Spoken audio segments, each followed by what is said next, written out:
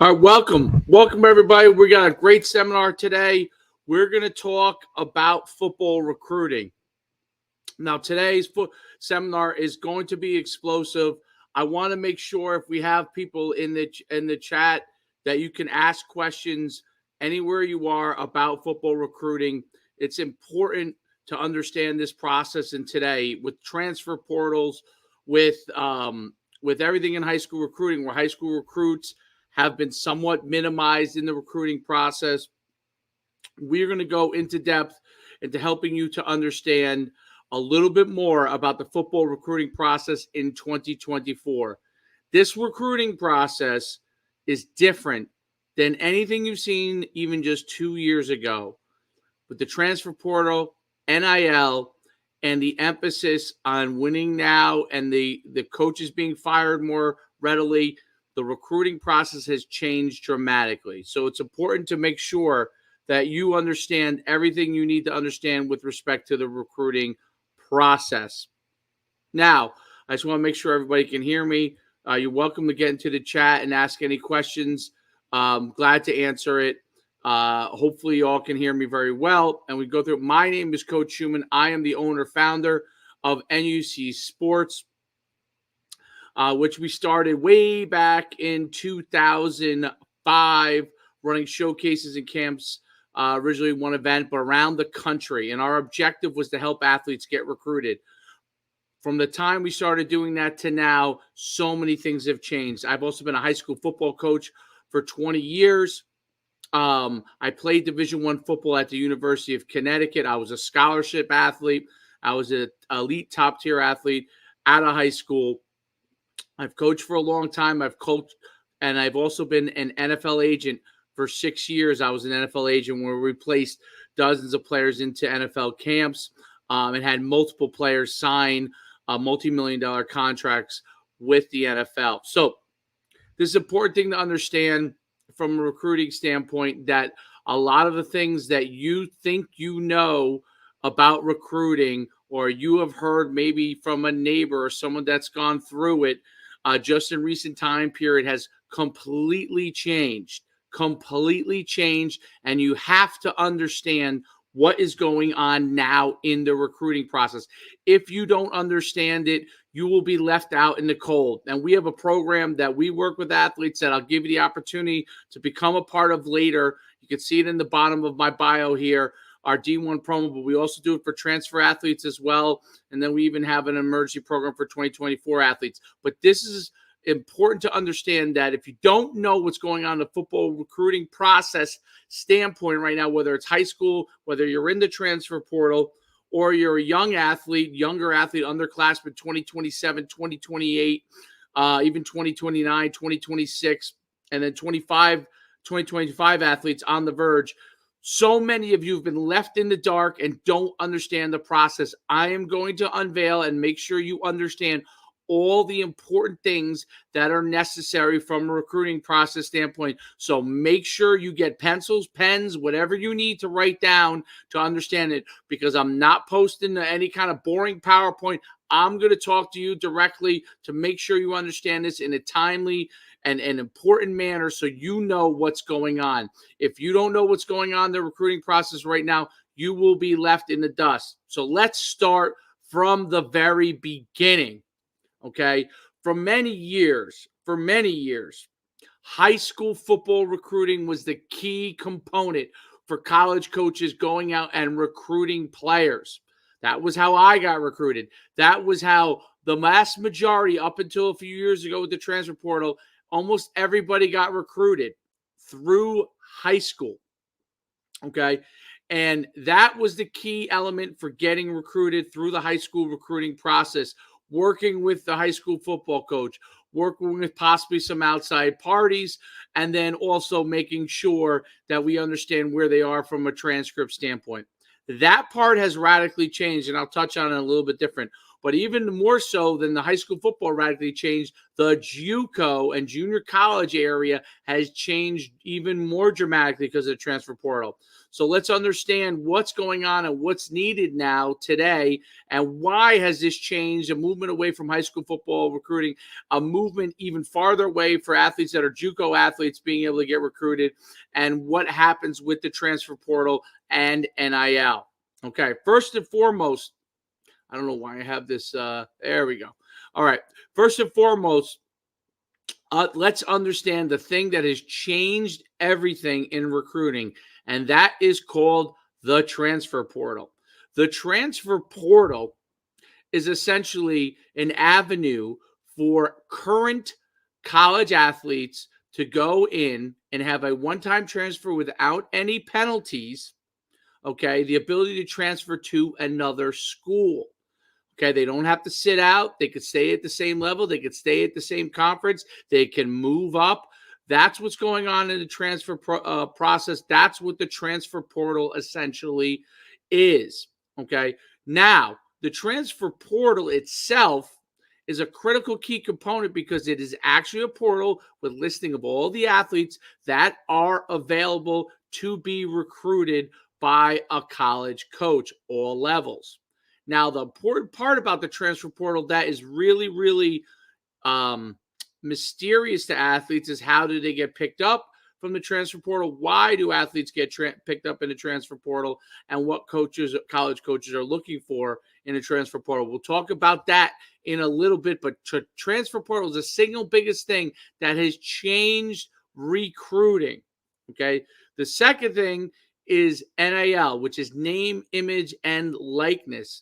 That is the ability to essentially have a player that is getting paid through quote-unquote sponsorships, utilizing their name, image, and likeness, and they're getting money to be able to play at that school with respect because of their name, image, and likeness. Originally designed for someone, they're selling a shirt of a player, and it says number 10, it says my name on the back, for me to be able to get a percentage of that. That is not exactly what's happening. There are things called collectives. Colleges have collectives, a group of people, basically boosters, that put money into a fund, essentially almost a hedge fund with no return, but a hedge fund that allows them to pay players to come to their university and play them. The college coaches have nothing to do with it per se, but it does have an impact on who they can go and get. It has an impact on the available funds for players that they can go and get. And that's created different tiers in the recruiting process and the different levels of players. So you could have, for example, a quarterback that is through the collective is paid $1 million, through a car dealership paid $50,000. There's a lot of different things. You may have seen the Utah example, where their collective got every single player a truck that was on scholarship. These are all things that the collective can do, but outside parties as well. Okay, companies can pay for a player to come to the school. And in some cases, there are well-written contracts, and some cases there aren't. In some cases, there are street agents that are involved. In some cases, there are real agents involved, meaning NFL-certified agents that maybe are hoping to get a guy down the line. They're doing NIL deals for them, taking a commission of it, okay? And that's how those agents make money from it. Be careful of any NIL deal you sign and any deal you sign with an agent, because those are important, because there are ramifications to that.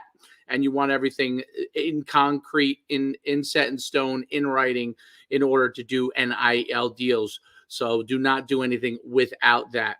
Okay, so we've talked about transfer portal, we've talked about NIL, we've talked about football recruiting. How do coaches find out about players? Well, here's what makes the transfer portal very easy for college coaches to find players. Those players are put into the transfer portal. Yes, there's thousands of names in there, but their name is put into it. So there is a promotional aspect that helps from a recruiting standpoint. The top tier players don't have to worry about that. The top tier players, once they go into the transfer portal, essentially will get picked up. But there's many, many 1,000+ players that are great players in the portal that through different means may fit in a different place, and they may need help in promoting from that standpoint. We have a thing. You go to myfootballcamps.com/transfer to see more about our transfer portal program. We also have a VIP program. We will work with athletes directly. So it's important to get your name. So if you're not a high-profile name, you'll probably need some help, or you'll probably need the ability to promote yourself to get to a college coach, and you need some verified people like myself and Mike Farrell, who we work with, who've been in the industry for 20+ years, evaluating athletes, and we work on programs just for this. But you need to be able to get your name out there, and Twitter is one of the biggest areas that most college coaches look at because of the easy ability to DM coaches. But how does this all work? Well, it's important to understand that first and foremost, high school football recruiting is severely affected by the transfer portal. Why is that the case? The transfer portal allows, college coaches to pick up a player that potentially has already played at the college level and is also maybe a year, 2 or 3 years older than another player who is physically bigger, stronger, maybe faster, and have the ability to have played in big-time competition. Even if it's at lower levels, Division II or Division III, if they were a standout at those levels, they can essentially move up all the way up to the FBS, depending on what their skill sets and size are. This is important to understand. So when high school parents, parents of high school athletes are trying to figure out the recruiting process, why isn't my kid getting recruited? This is why the pecking order now is transfer portal athletes, number 1, number 2, high school football athletes, and number 3, JUCO. And JUCO is number 3 because we can get a 19, 20-year-old already playing in a transfer portal. Why do I have to get a guy from JUCO that already has baggage? So this is potentially baggage. This is an important thing to understand, and this is an important reason for you to make sure that you get involved in the recruiting process, getting your name out there, and getting help to do so if you are not a 4 or 5-star athlete. So it's important to understand they're going to look, if possible, to build their program with a combination of transfer portal athletes and high school players, depending on what's happening with their program and their long-term strategy as a coach. They will then decide how they're going to do that. The most famous thing, obviously, that people have seen is Deion Sanders, who totally turned over his roster. I'm not saying whether it's good or bad, but basically his whole roster is transfer portal players, and has already openly said that he'll take 4 and 5 high school players a year. If there are 25 high school players, 25 players taken in scholarship and only 4 or 5, that is less. That's 20% or less high school players getting a scholarship. Essentially right now, over a third of the players taken are transfer portal athletes, and will be as high as 50% or more by 2025. That is an important thing to understand. Half the players getting scholarships will be transfer portal players. So when you see numbers of, I'm in the state of New Jersey, 50 athletes from New Jersey, let's say, signing Division I scholars, essentially by 2025, half of those 50 will be transfer portal athletes and maybe more. Why? Because college coaches are getting fired, expected to win earlier, and getting fired if they don't do so. Okay, so they're going to go naturally to where they have an opportunity to win now. Collectives have an influence to take a better player now. They're more willing to pay a player that has proven themselves on the field versus paying somebody else. Essentially, it is free agency with no ramifications. Second thing with transfer portal is you can transfer a second time if you were a graduate transfer, and you'll see that most recently with the Notre Dame quarterback, but graduate transfers have the opportunity as well to transfer again. So this is an opportunity for players that are currently in college that somehow become stars at lower levels or are buried on a depth chart at a super high level to move to a different place to have an opportunity. Again, I'm not saying whether it's good or bad. I'm explaining how the situation is. Okay. And we have to understand how the situation is. Now, high school football players, this is for you. High school football parents, this is for you. Now do you understand the competitive landscape that you are dealing with? You now need to understand how you can go and get recruited. The question is, wow, if the opportunities are less, and for many, many years, I used to always pitch that football was the greatest opportunity. It still is, but you're going to have to go where you have the ability to go from a recruiting standpoint. Athletes who signed D1 FBS program scholarships, some of those will drop a level, group of 5 level, FCS level. FCS level may drop to D2. D2 may drop to D3. Okay. What does that do? That creates a situation where there is less opportunities for the high school football athlete. So you have to if you're doing well, get yourself out there more. What are some strategies you can use? Number one tool that you must use in order to get recruiting is Twitter. You must establish relationships with college coaches on Twitter by sending them your film, explaining why, figuring out how to show your film in a positive avenue, getting analysts respected that are respected like myself, Mike Fowler, maybe some others that are out there to say that look at your film with an objective view and could say positive things, hopefully, about you as an athlete that could point out the characteristics of those athletes. That is a key component, pointing out the characteristics that you have that makes you a recruitable athlete. Utilizing Twitter to point those things out, taking those third parties and putting it and sending out to those college coaches. They may say, hey, Coach Schuman knows what he's talking about. They may say, I don't, but you want to know that is out there. They all respect me. They respect Mike Farrell, my partner on this. They respect us from where we've been in the industry. Most of these guys have come to our programs. They know us. All right. So that's important. You want to have third parties like that can help, that people who see and break down film all the time give an analyst approach to it and help you understand and help those coaches understand the good things about you as a player and see if they agree. So Twitter is an important avenue to do that. Instagram has become somewhat of a powerful tool to do that. Email is very difficult to reach college coaches. You can use that. It's a tool, but you must target individually your emails. If you mass email, it's probably going to go to spam. If you target individually and you find the right person, you can do it. The other avenue that is often overlooked, and I think it has to be done by the player, not the parent, but it's often overlooked, is calling up the recruiting coordinator and or / the position coach. I always say Wednesday night is a great night to do it. That used to be the big recruiting night. Obviously, now they're recruiting 24/7, but there you have to pick a night that you go and reach out to coaches, leave messages on their voicemail, introduce yourself, make a video about yourself, talking about what you're looking to be able to do, couple that with your highlights so they know that you're someone that can not just go to the university, but can thrive in this environment. Maturity is a big thing for high school football players. Why would I take a college player over a high school player? Maturity. High school players still think that you could, unless you're a 4 or 5 star, do not do this. If you're 4 or 5 star and you have 25 offers, yes.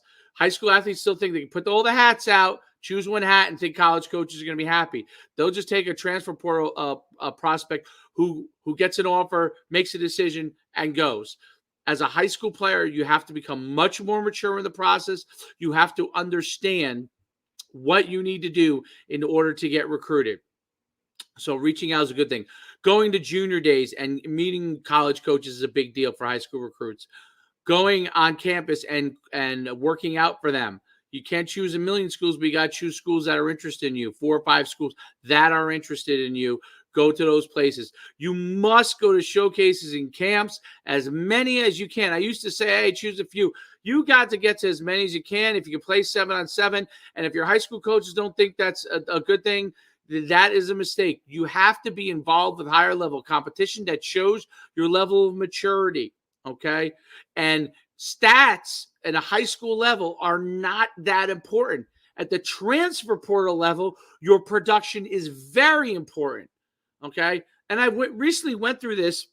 I just did a small sample study of Texas high school football players from a certain year, and I did a national study on high school football quarterbacks, and I used things like touchdown interception ratio, yards passing, and the truth was, as I went through it, the only indicator it showed had a lot more guys sign scholarships was incredibly extreme touchdown to interception ratio. And just to say this to you, to say this is how good these players were. I only took players that had a 10-1 or higher touchdown to interception ratio. And some of the very top players, including Heisman candidates, were in that group.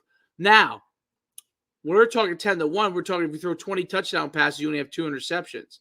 Those are the players that were getting opportunities, okay? There are other players that were, but I was just taking that sample size from quarterbacks to give you a level of extreme level that you have to really – how good you have to be statistically to have an opportunity. And you still need the height, right height, size, and all those kind of things in order to be recruited.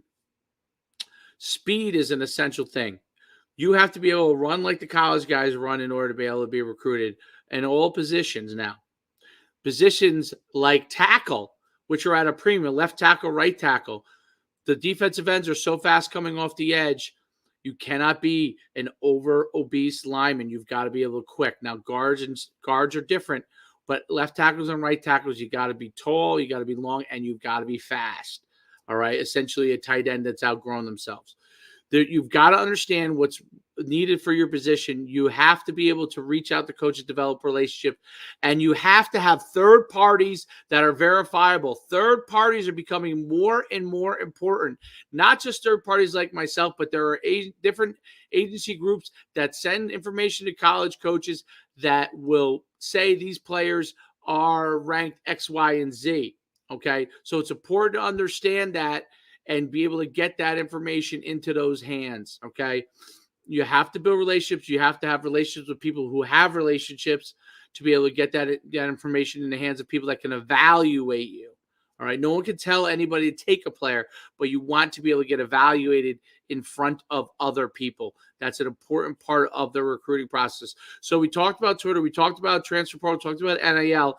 I want to talk about what you have to do as a high school player to put yourself in a positive light. Number one, you cannot be immature and get recruited, okay?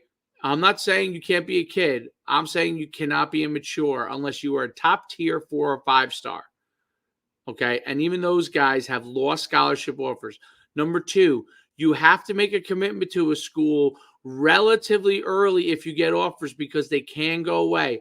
I know of numerous instances of high school football players that had 5 to 10 offers that didn't commit to a place, that didn't visit any places, strung people along, and ended up with 0 or going to a lower level. It's important to understand how the recruiting process works. Number was it 3 or 4? You have to understand you're competing with transfer portal athletes. So you have to showcase your unique skills, develop your relationships, develop who you are, and become the very best player you can because you're competing not just with kids in high school, but kids in college right now. So you have to go and make sure that you prove yourself from an athlete standpoint. Parents, everything that you think you know, throw it out. And everything that you think can happen, being recruited late, it's not going to happen at a high level. Finding someone discovering your kid, he's not going to get discovered unless he is literally the best player, okay?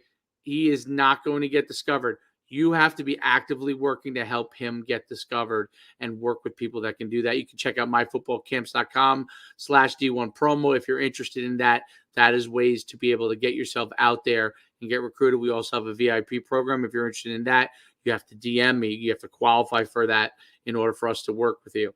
Again, even with these other programs, you have to qualify. You could also go to our camps and see if you qualify by doing very well.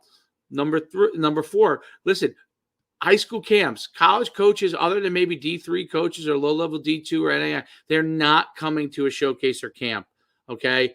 And the truth is, if you're expecting that, you're crazy. You haven't done your research. You don't know what you're doing. You probably shouldn't even be in the recruiting process if you don't know how it works. Stop asking camps and showcases in the spring, are college coaches going to be there? Yeah, there probably will be, and they're probably going to be Division III coaches. All right. You have to do well there so the college coaches find out about you and then invite you to their campus. That's how it works. The rare super top tier athlete gets an offer out of camp. You have to build a resume. Building your resume is the key to this process. So it's important to understand and do those kind of things. Great question here by Marion Derbyshire. I'll show it here. Great question. How do we find out about junior days? Well, first of all, you have to get invited to junior days. Technically, they can't per se turn you down, but they may move you to a day that other guys aren't there. But you can go right on their site, fill out a questionnaire.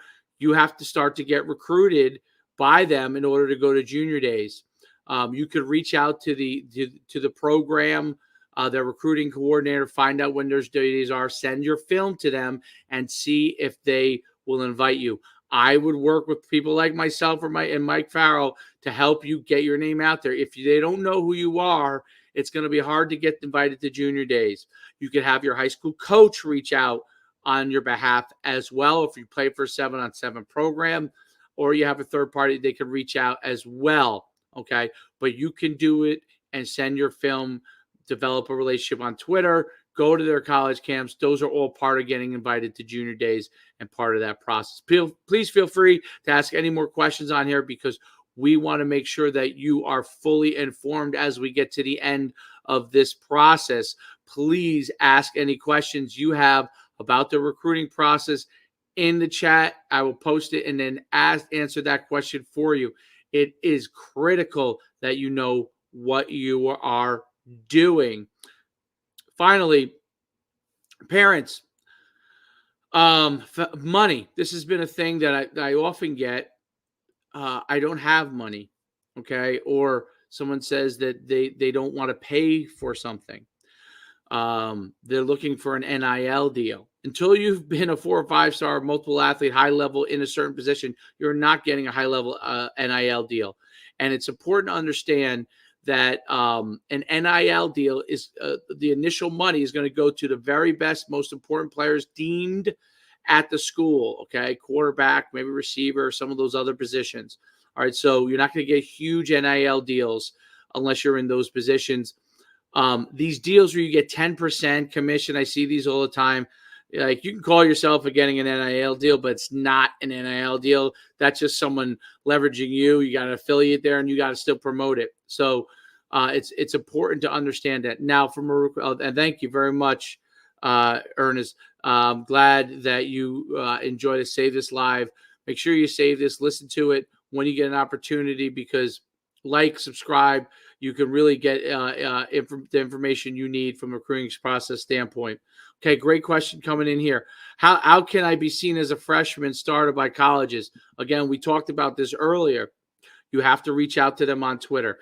College coaches cannot, if you're an underclassman, cannot contact you until your junior year, cannot contact you directly, but you have to get the information in their hands. They can't contact your coach and offer you that way, but you've got to reach out on Twitter. You've got to leverage the services that can help you get your name out there. You've got to attend showcase camps. You've got to get on college camps to be able to do that. If you get invited to your junior day, do that. These are avenues to be able to get your name out there. Another great question coming in here, and I want to answer this one. Develop relationships with coaches. Where is this tagging them in a post? Great question, Mr. Darby. So you have to be careful with tagging them on a post. All right. I see tagging done all the time. I get tagged on a million different things. All right. You have to be careful blindly tagging. The key is very simply to, if their DMs aren't open, to send an @ message to them saying, hey, my name is John Smith. Here's my film. Can you open your DMs to me so I can send you more about myself? That's the first step, okay, in that process. You may have to do that step 15 times. They may never get back to you, but you have to figure out which guy in the staff will, which guy has their DMs open, who you can send your information to. And if they're interested, they're going to do their best to get you information on the school, get you invited on campus, get you invited to camp.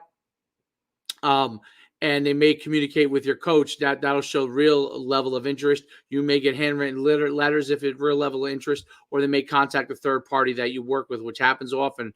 We get reached out to and say, hey, what do you think about this player? Okay. But you have to do that, and you have to be able to do it blindly. I wouldn't go crazy tagging coaches all the time on everything every single day. That's just going to get you blocked. You don't want to get blocked in the process. You want to be smart in how you reach out to them. But you can tag them occasionally, but I would really try to work to get into their DMs. It's all about the DMs. If you can get into the DM, get the information in there, that's the way to do it. And you're welcome. I appreciate you asking the questions. It takes guts to ask the question. You need to get the information that you need. Feel free to ask any questions in here. If you have questions about how we can help you, myfootballcamps.com/D1 promo, myfootballcamps.com/D1/transfer for transfer portal athletes. If you're a 2024 athlete, you're up against it. If you're interested in really getting handholded from me and Mike Farrow, we can do a VIP program. We'll reach out to the coaches for you, but you have to qualify. We don't take everybody. Okay. In all these programs, if we get a film of an athlete that we don't think we can help, we're going to refund you. We don't want to work with you. We want to work with athletes that we feel we can help, that will understand the process and know how it all works. All right.